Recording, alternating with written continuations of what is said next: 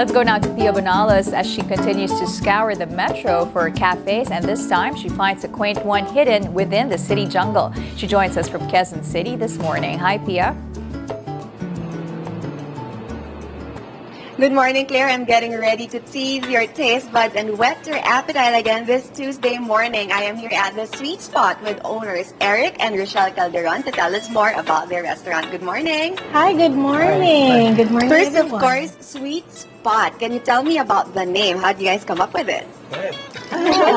Actually, the Sweet Spot was, Eric conceptualized. It's actually to denote the point that we actually serve sweets here. We have pastries, and of course we have other foods available. And so when you're satisfied, it hits the spot. Yes. Oh yeah, definitely. And I'm not very shy in admitting that I have a sweet tooth. So, this is the kind of place that I'd love to find myself in. And of course, if you could notice right behind us, there is a selection of books. Is this for a library? How does it go? How could people go ahead and read the books you have here? It's actually part of our personal collection. Our original intent for the shelves was to fill it up with merchandise, but we had a hard time sourcing merchandise, so we decided to bring in our personal collection. It is a happy accident. Oh, yeah, because of course it's always nice, especially this coming into your cafe. You could see that there are couches where you could just lounge and you'd like to enjoy a meal. And if you're having it alone or with friends, it would be nice to have a book with it. What are the selections like? What is your personal taste when it comes to books? Well, it's quite eclectic. Most of my collection, it's more on history and nonfiction. Her books are more on fantasy, vampire Fantasy, stuff. Vampire. I love zombies, vampires. Oh, that's your thing.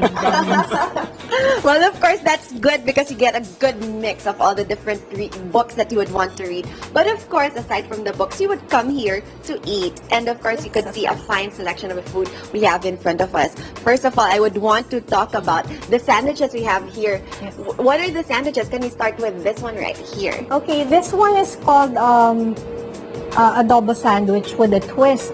Because it's actually a breakfast sandwich. It's served with the sunny side up egg. And then you have Filipino flavors in it. You have your adobo flakes. And then you have your achara as well as your quesong puti. Oh, so I was wondering what those white strips are. So there's quesong puti with that. Wow, that's a perfect way to start your day. And then right beside it, right here, This is our sardine putanesca. So it's actually sort of like a pasta in a bread. Yeah, in a bun. wow, that sounds yummy as well. And then this one right here. This is Eric's favorite. This is my favorite. Oh, really? That's the new one kasi. This one is cheese steak. Okay. Of course, you'd always want to have a nice cheesesteak if you're talking about sandwiches. And now we're moving on to your favorite. My favorite is Yeah. the porchetta sandwich. We prepare the porchetta about 4 hours in advance. We bake it in-house. Yeah, Also, our breads are baked in-house. So this is my personal favorite. It's a new item in our menu. And that's very interesting because, porchetta is something that you would think of eating with like rice or salad, but having it in a sandwich like that is like a new take on it. And of course, you can't put crispy pork in front of me and trust that I won't give it a go. I'll just have a little bite of this one. Can you hear that crunch? Imagine that 4 hours of love, and it really, because sometimes the thing about pork when it's crispy, it's overpowered with like oil and grease and things that just take away from the taste. But this one is just a nice porky crunch that you have there. This is really, really yummy. That's really good. And then you also have rice meals here in front of us. Tell us about your rice meals. This is our pork loin. It's served with grilled pineapple. Ooh. And you have rice pilaf with it. The rice pilaf has bell peppers and pineapple as well. And then you have here your, this is our honey whiskey pork belly. Oh, okay. Yeah, it's sort of like a more Filipino. This is actually a Filipino vinegary taste. This one is more sweetish. It's served with an apple coleslaw. Yeah. And then this one here is our Tex-Mex Okay. dish. It's chicken pilaf, and it's served with a fruit salsa. There you could see the salsa, and I can just tell you I could smell a little bit of the salsa because I love how those flavors come together, and it gives you that really distinct Mexican feel for that dish. And I'm excited about this one right here because you do say that it's your best seller, and that's personally one of my my favorite dishes. What is special about your kung pao chicken? Kung pao chicken. Yeah, sure. Kung Pao chicken, it's an original recipe. It's Asian. It's slightly sweet, spicy. It has nuts, all sorts of vegetables, and chicken. Yeah, we actually serve it in a linguine pasta. As you know, chicken kung pao, usually it's served with rice, right? Yes. So this time we made it different in that it's served with linguine. And it really works so well together because, you know, when you say, like you mentioned, kung pao chicken with rice, but with pasta right there, you can taste the spiciness that I love about kung pao chicken right there in the pasta. And then, of course, there's the sweetness to balance it out. This is really good. I see clearly why this is a best seller. But of course, aside from the kung pao chicken, you also have other pasta dishes right here. Can you tell me about them as well? Okay, the next dish right beside the kung pao is our take on the vegetable lasagna. But again, Deconstructed. yes. So it's actually served again with linguine, and it's served with focaccia. Oh yeah, right there on the side. And then this one right here. That was a grilled chicken, southwestern grilled chicken penne. It has the Tex-Mex flavor. In a pasta. Grilled corn as well. Wow.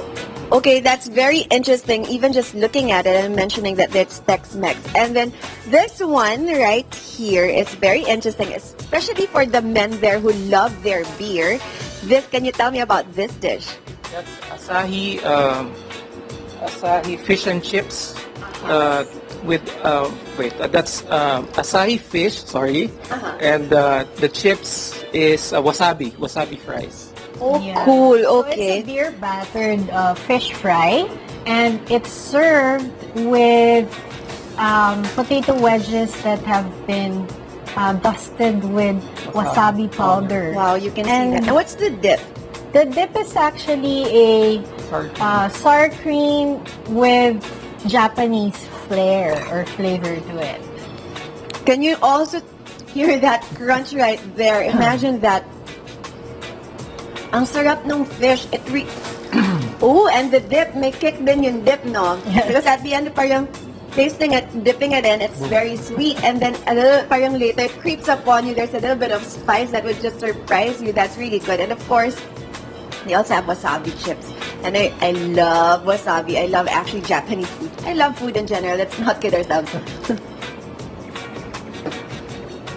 This is really, really good. I could just imagine, like, after a long day, if you want to just relax and, you know, have something comforting in your belly, this is the perfect way to go. And another thing, so many things here that excite me, is their iced tea. Can you tell me, this is called the Singapore Sling? Singapore Sling, that's an original blend. We don't use powders. And as you can see from that jar over there, that's the actual ingredients for that tea. Do you mind helping me, Eric, and just showing them? Because that's the thing, a lot of places say that they have iced tea that they brew personally and things like that. But this one right here, this is what you use for your Singapore Sling.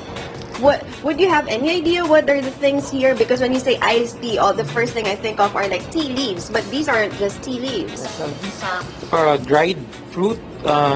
It includes berries and It has pineapple, peaches, apples, Wow. and cinnamon. Yes. Correct. And of course the tea leaves. Yes, can I give it a smell?